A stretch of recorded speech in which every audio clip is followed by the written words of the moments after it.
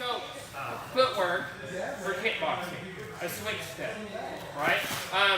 There's probably 4 years ago, I was in Vegas, and we were at the Super Show, and there's seminars all day, and there's classes and stuff, and Mike Winklejohn is teaching a seminar.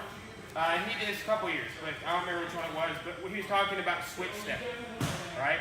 And the idea is, I move back, and I move forward, right? Now I like to take a little further and go get angles with it. I like to get around it. And a mistake that a lot of times people make is they move too close to the target, but the target didn't move, right? So basically, if he's backing up, I can pursue with my switch steps, right? If he's stepping sideways, so we do like a 4-direction drill with this a lot of times. But if he just stays stationary, what I want you to be able to do is, like when we're coming off this tube, is to be able to get this angle right here, okay? So I'm putting my head over my back hip. But back to Mike Winklejohn's story. He said even John Jones had a hard time doing this step, right? And we worked it as if a part of the theme of the workshop. We are always working switch steps in everything we do with our boxing, our kickboxing, right?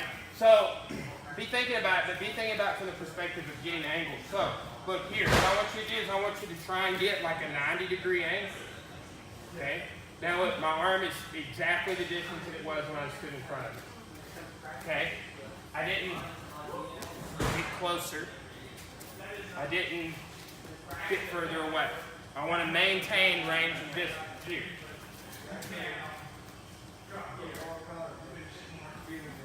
Right? So jab distance away.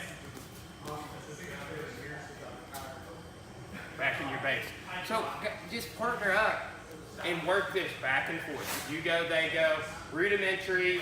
It's just switch step footwork for range and angles. Make sense? Yes, sir.